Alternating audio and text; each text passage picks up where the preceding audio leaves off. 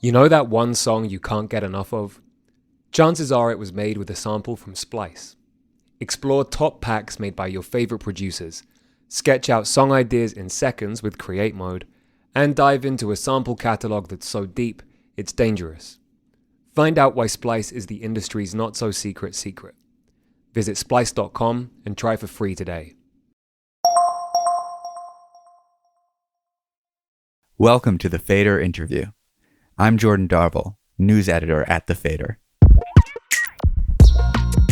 At just 17 years old, Quinn has established herself as one of the most bold and beguiling experimental composers working today.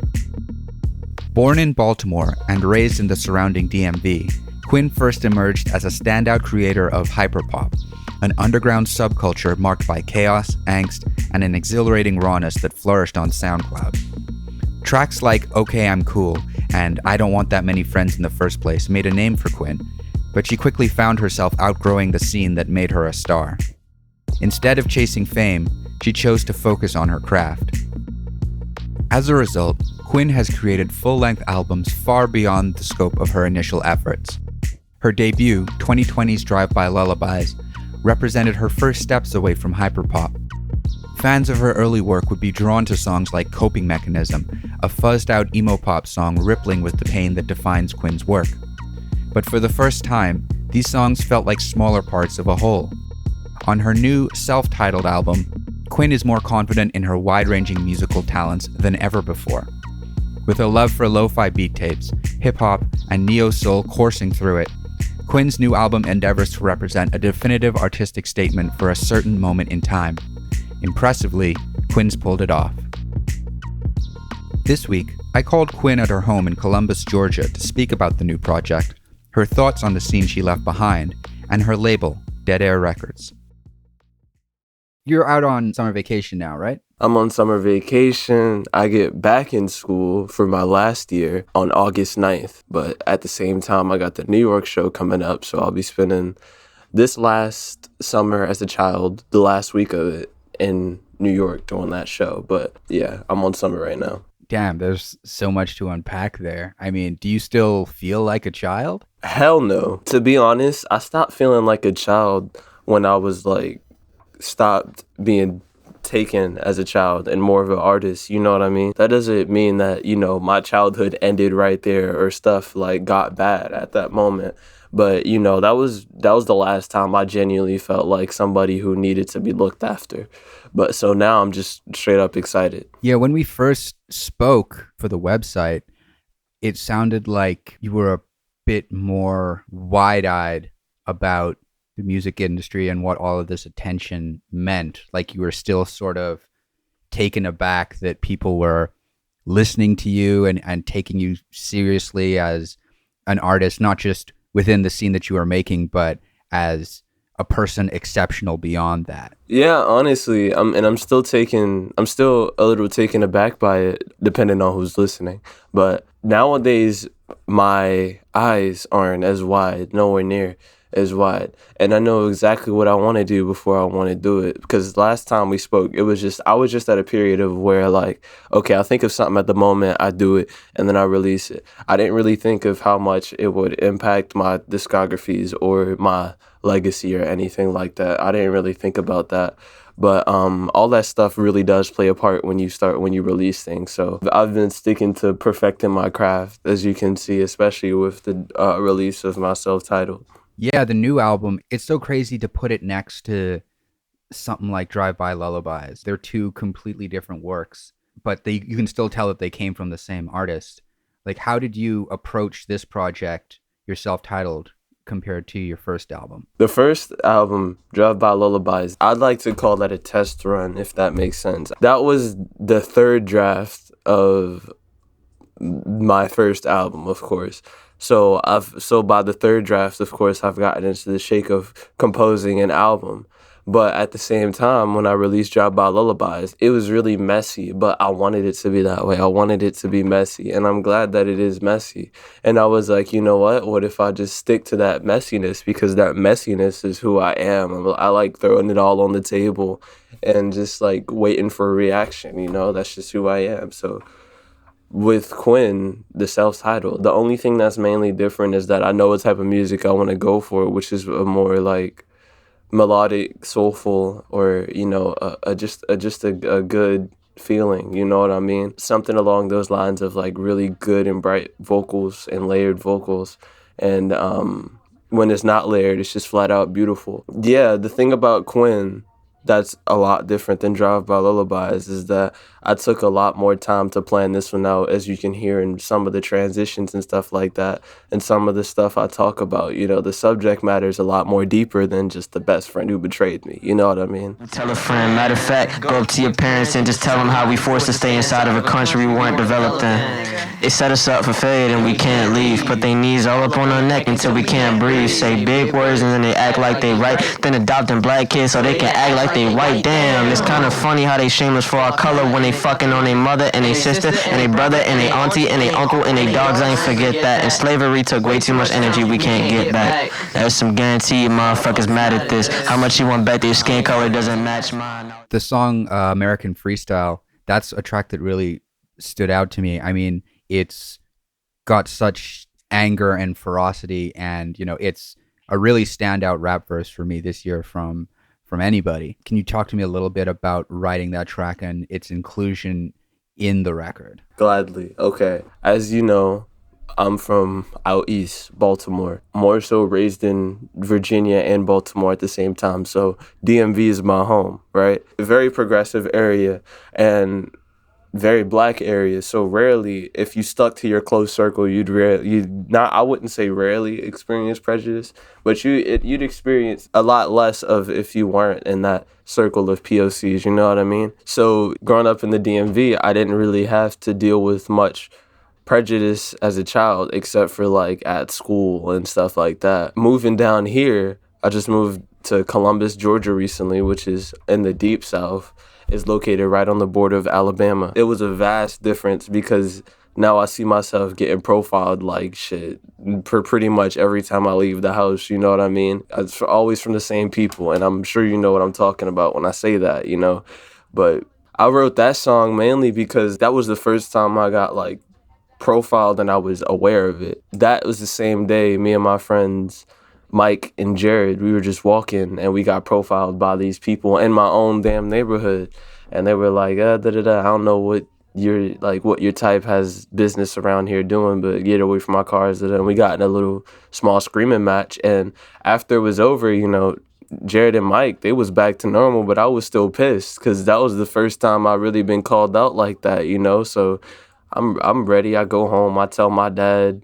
I tell everyone I can, hoping something will happen, but ain't shit happen. And that's when I realized that shit's just normal down here. And I'm like, nah, bro, that's not cool. So I had to let that out. And that's what American Freestyle is. It's just a diss track for real. Just a diss track towards America, because of course, there's not a lot to be happy about in today's day and age when you live in the melting pot that is the United States. You know what I mean? It's gotten so bad that I had to express that to fans. I don't usually get political, but I have to let people know, like, I don't fuck with prejudice of any sort. You know what I mean? So, yeah. Yeah, what I like about that track in particular is that it alludes to progressive listeners and the people who might not otherwise consider themselves like a part of the kind of racism that you're talking about. You're like, no, you need to go and talk to your parents, and you need to go and put yourself on the front line of this too. So it's a very layered sort of just depiction of racism and how it's experienced and people's complicity in it. And I wanted to use that track to like really capture the anger or the angst that I had, at that time. And I wanted the focus to be what I was saying. So I didn't even include an instrumental, of course. You know what I mean? So what kind of music were you listening to around the time of this album's creation? I'm glad you said were, because my taste changed is a ton. I just love music. But music I was listening to, I will say the cover of the album was inspired by Matt Martian's album. I think it's called Drum Chord Theory. I often forget it. The cover was inspired by that because I saw him with all this hardware. I'm like, yo, it'd be dope if I had something as creative as that. So I did that. With other tracks, of course, like Two Door Tiffany and I've heard that song before. And Please Don't Waste My Time Here. That all comes from influences such as, like, of course, I gotta credit early Steve Lacy and the internet. Standing on the Corner, everyone sees that. It's Lost and Malone, all those people, that's a no-brainer. It's interesting because I've gotten people telling me, like, oh yeah, this album is like a lot like Redburn's, this, that, and the third. You know, it's Lost and Malone this, Lost and Malone that. And it's funny they say that because we got him himself, Lost and Malone, to listen to the album. And, you know, I basically got his approval to release it pretty much, and, you know, he gave me some advice, and it was cool. It was great, you know, seeing somebody that I idol so much to give me such sincere and meaningful advice and shit like that, you know what I mean? He told me when I dropped this album, it may not take people first or second listen to grasp what I'm doing or grasp who I am or stuff like that. And it may take people a long time to fully understand what I have released, because it truly is a masterpiece. And I've remembered that, you know, ever since I heard it. I mean, when you say, like, across the album, you ain't never heard no shit like this in your life, it feels like every single time you say that, you've done something or you do something, like, before and after to really hammer that down, to be like, yeah, you hear what I just did? Like, you haven't heard that before. Hear what I'm gonna do? You haven't heard that before. I kind of feel like it's more like I'm with a person when I'm listening to it. Like, I'm with the person who made it, more so than other albums. A part of me saying that throughout the album was to sort of just dig into the fact that you've truly never heard, like, some of the shit that I did, you probably never heard. And I wanted to dig into that, especially with, you know, listeners of my more accessible music. They haven't heard some shit like that, you know, if they're just listening to shit that's easily digestible and stuff like that.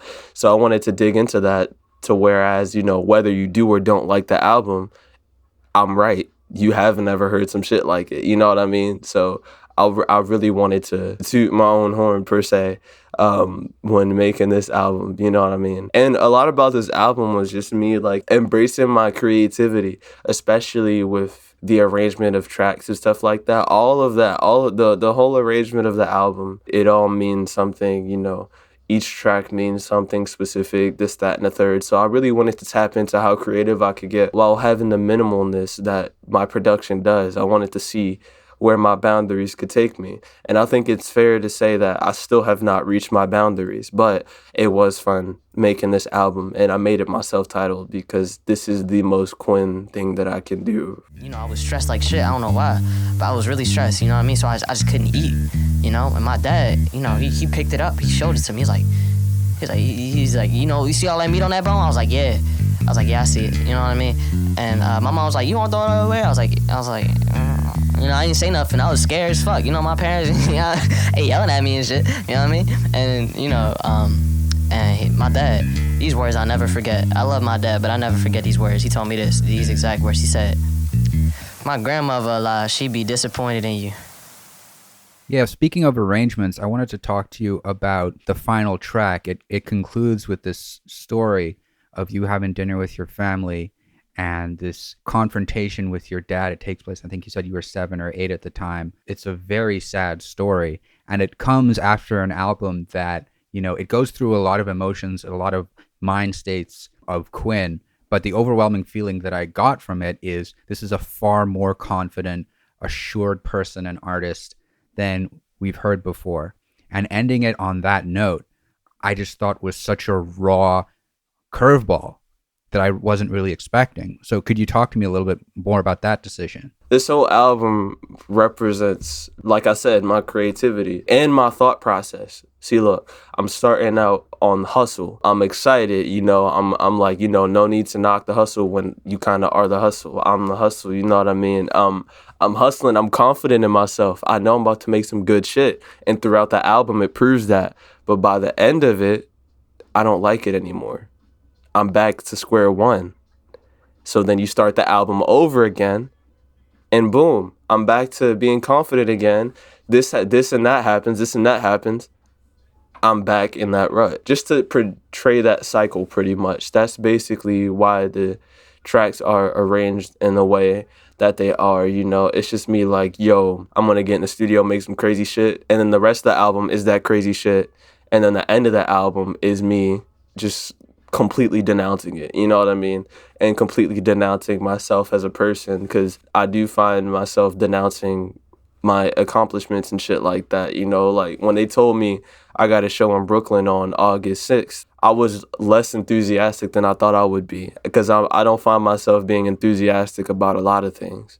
If you told me that, you know, I just received $1 million in the mail, I really wouldn't be that excited, because really what would change, you know? I feel like that is a result of like years of depression, especially stemming from my childhood, but also like years of recovery too, you know what I mean? And it just sort of clashes with each other, you know? Like, I'm able to be chilling, nonchalant, but at the same time, I can't really get excited for much. Yeah, that kind of went off topic, but that is something I've never addressed before. Does it link back as well to the imposter syndrome that you talk about on the record a bit? Yes, I have major imposter syndrome, so much to where if I release something, I can't really listen to it after I released it, because I'd get kind of embarrassed. I don't know how to, like, I'm like, yeah, I made this and it's great, but other people heard it. So I don't care if it's great, but I'm embarrassed because I made this and other people heard it, you know what I mean? But it doesn't happen nowhere near as much as it used to, I'll say. Especially with this album. This is the one thing that I dropped and I can still listen to, you know what I mean? But like all of my old stuff, I can't really go back and look at it because something in me is just like embarrassing. And I think that comes from like when I blew up, you know, I wasn't taking anything seriously, so people made fun of that. And people made fun of my legitimacy. All the hardcore music critics made fun of my legitimacy and what I could do as an artist, and really tried to limit me as just a cringy teenager who's fucking around. I hate the word cringe because it stinks of Reddit. But yeah, part of this album is proving them wrong. Part of me getting more serious with music is proving them wrong, and also me finding a lot more fun taking music more seriously. But I'm just here to get my name back. I'm just here to prove everybody who ruined my life that I'm something more than they thought, you know? When you put Quinn on hiatus and started making music as Cat Mother, was that a reaction to this backlash as you just described? Kind of, sort of, because then I really wanted to make different shit, and I was showcasing it on like my social medias and stuff like that. But at the time, I had the type of fan base where they wasn't really fucking with shit like that. I thought it would just be all around good if I just left completely for a long time, and also if I could just make what I want just to see how that feels. So I left for that 6 to 8 month interval, just making stuff under Cat Mother and under a whole nother Twitter account, everything, whole other fan base, all of that shit, just to see how it would feel. You know what I mean? And it felt great, this, that, and the third, but eventually I came back and I merged that with my discography. After dropping Drive By Lullabies, that first debut album, people started taking me seriously. You know what I mean? And which I'm glad about, because people take me seriously now and people are like critically rating me, you know? Like a mixtape I released is number one. It's been number one on Rate Your Music for 2022 since like it dropped earlier this year. Why? I don't know. But yeah, I'm just glad to be taken more seriously nowadays, if anything. I'm just grateful for that. In the reception to both Drive By Lullabies and now Quinn, which has been pretty much universal acclaim, are you still trying to hold on to that sense of like distancing yourself from this critical adoration? Or are you allowing it to, you know, wash over yourself a little bit and sort of take away some of that sense of imposter syndrome and that sense of I'm not good enough before you get back to work? Yeah, I'm pretty much trying to take away that imposter syndrome, especially with this album. And like I just touched on, that imposter syndrome does stem from people telling me that I'm not good enough or have to amount to this certain artistic vision or whatnot. You know what I mean? So I'm just more so happy to be taken seriously. I'm also happy that, you know, I can make what I want and people will still like it, because it wasn't like that before. You know, people just wanted that, okay, I'm cool, or I don't want that many friends in the first place. They wanted that over and over, but I couldn't do that because I know better. I know myself better. I know my career path better. First of all, it's not what I want. Second of all, I'm smarter than that. Like, why would I drop the same sounds over and over? That's how you fall off and just you're just never heard from again.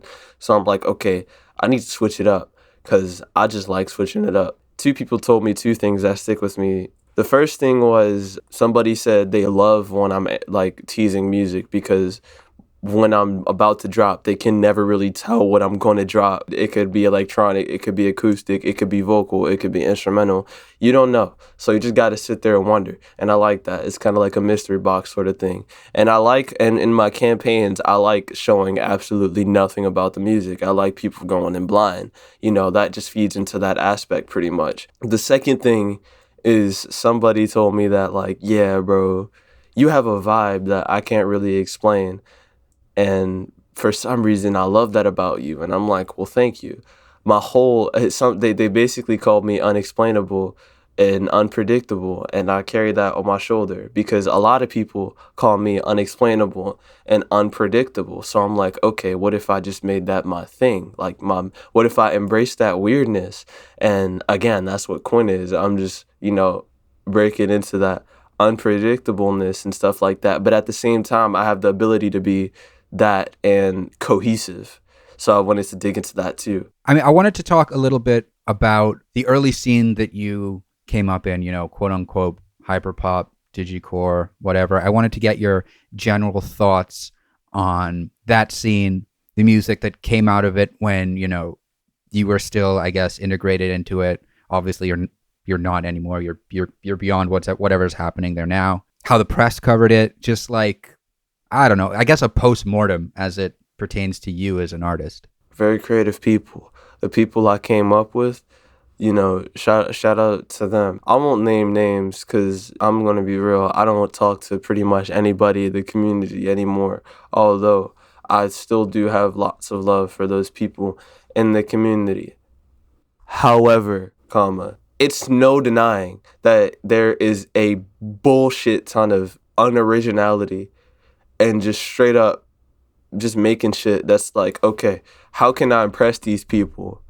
Or how can I make the most eclectic song or the most loudest song or the most chaotic project file or chaotic beat or just anything like that to where I can impress my peers and feel gratitude from it. Now, I know that people are guilty of that because not only have I seen it, but also I used to be like that. I used to want to make all this loud shit and all this crazy shit and all this hyper chaotic shit just for a rise out of my peers, just to be seen as, somebody who's like, oh yeah, Quinn's got a crazy sound design. Oh yeah, Quinn's this, Quinn's that. It just wasn't worth it in the long run, and I really had to dig into myself and stay to what's true to me, which is why I was so happy to get my self-titled as a final product. And I'm happy that people like it because I thought people would just want that loud, eclectic stuff. I was worried about that, and the reception is pretty good. The only people who don't like it are the people who don't understand it, which is only like 3, so I don't mind right now. But the whole community that I came up in, like I said, at the time that it happened, it was amazing. But for so many reasons, I won't say it's a bad community because every community has its pros and its cons. It's just not the community where I typically find any wiggle room or breathing room in. Too much unoriginality, too much people sticking to the same scripts that I wrote 2 years ago. Too many people not embracing their true self. I'm not bashing them for being unoriginal. It's more so like I feel bad for people who gotta be unoriginal to make money. You know what I mean? You're either in a fucked up situation or you just don't know yourself. And, I feel bad for people who are in both, because I've been in fucked up financial situations, of course. I think it's safe to say that most of American people of color have. I've also I do know what it feels like to not know yourself musically and to just stick to whatever scripts out there for the sake of being a part of something that is a community. You know what I mean? I do know what that feels like. So I feel bad when people are stuck in that headspace, and I feel like only the people who break out of that headspace of like sticking to a script are the people who make it in certain in music basically, and not even just the music but all sorts of arts. You got to tap into yourself and who you are, and people have to like that for you to make it. You know what I mean? It doesn't come from just making the same shit over and over again. A certain example I'd say would probably be Yeat. His music, his fan base, his songs and all that, it does the job.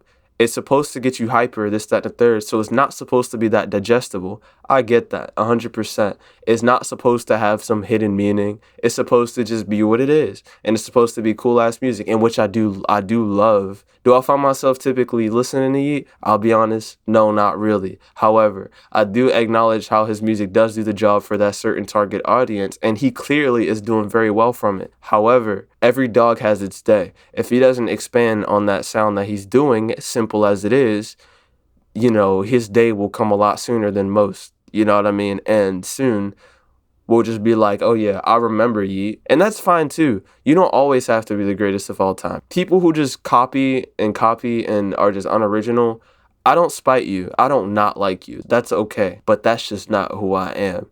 I don't want to stick to a foundation of a genre or something like that. I just want to make cool noises, and I want you to hear them. Yeah, I think it's just something, and I don't think it's necessarily particular to the scene that you came out of. Once you get a certain synth preset that hits with a large amount of people, then people just stick with that. So yeah, I hear it's dangerous. All power to you for identifying that so early. That's the biggest fear I had. I was like, yeah, if I keep making this shit that these music critics are basically memeing me for, I'm going to eventually become a parody of myself, and shit will come full circle, and I'll never run away from that parody that I've made out of myself, because that's just who I am. Like, for example, Yeat that made Rich Minion, he can't really go back and make some fucking well put together shit, like a collective ambient album. He can't just drop that shit out of nowhere now, because he's a parody of himself now. If he drops some shit like that, they're going to see it as ironic. They're like, holy shit, the Minion guy is making ambient music now. And I was like, I did not want to be taken like that, I didn't want to be the hyperpop person, or the hyperpopper is making this, or this hyperpop artist is making that.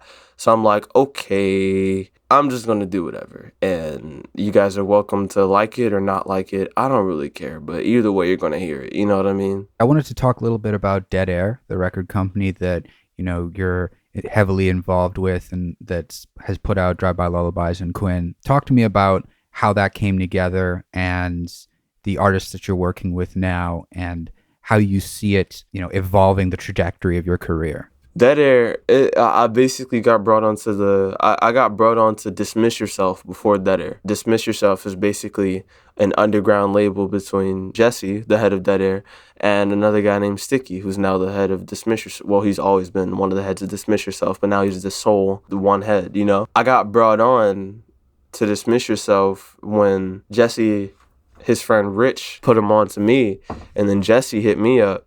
I believe it was for an interview, and then he brought me on to Dismiss Yourself to run the Drive-By Lullabies campaign later on down the line when he saw that I was releasing an album. And so we grew a lot closer within that campaign, this, that, and the third. And then, that dropped, and I made my money, and we went our separate ways. Fast forward, Jesse starts his label, deadAir. I think I was offered to join initially before it was launched. Then I was like, nah, I'm good. But then they launched it, and I changed my mind the night after. And then that's when I joined the roster. Within the same 24-hour span the label dropped. Ever since then, it's been absolutely amazing. I got all the benefits that I thought that I would have to sign to a label for and give up a lot of integrity for, whereas in deadAir, it does not work like a major label at all. It's basically like, I can just straight up tell them like, yo, I'm done, and we'd be done just like that.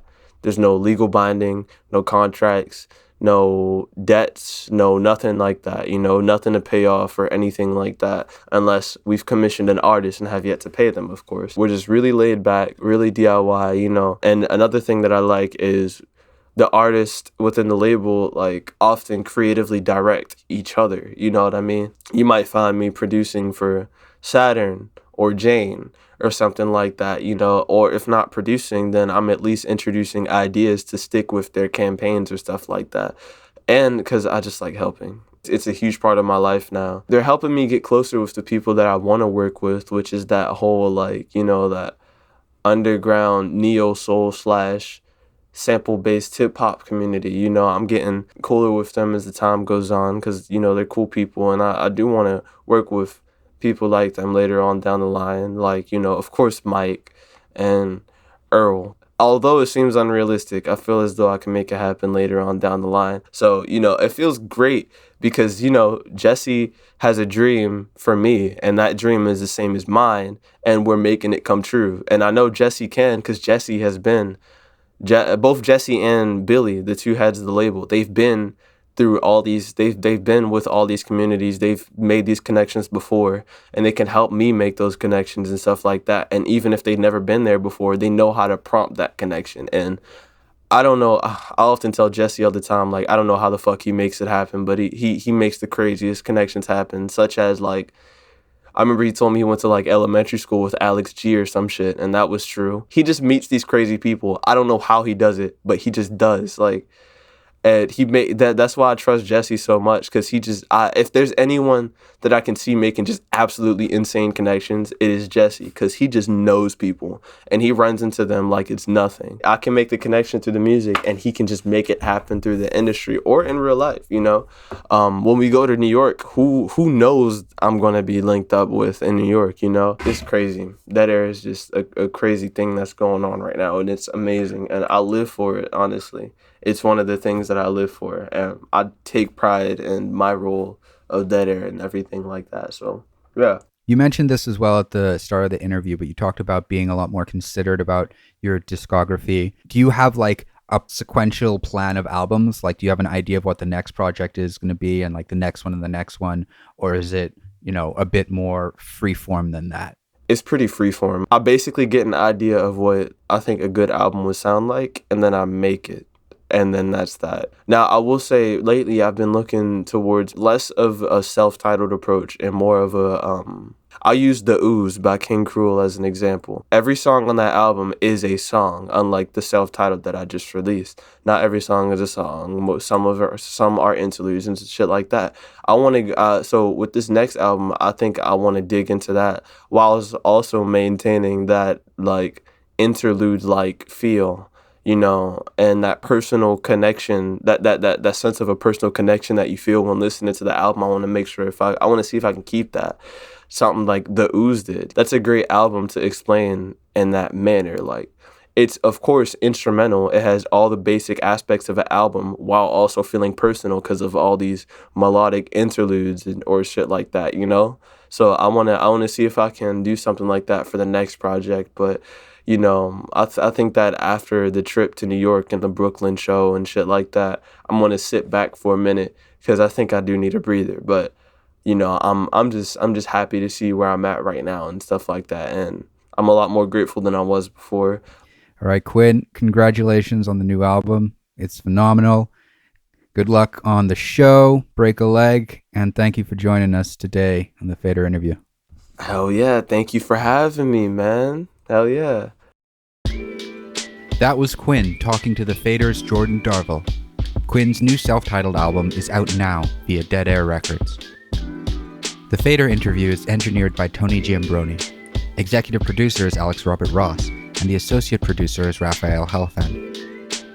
We'd like to thank Loudon Audio for providing our microphones. You can find them online at lautenaudio.com. And we'd like to thank James Ivey for providing our intro music. If you enjoyed today's episode, we'd appreciate it if you left a 5-star rating and review. If you like listening to The Fader, good news. We're now on the new live radio app, AMP. You can download it from the App Store and check out our shows with the access code FADERONAMP, all one word. And keep an eye on thefader.com for essential music news, interviews, and essays. We'll be back soon with another episode of The Fader Interview. See you then.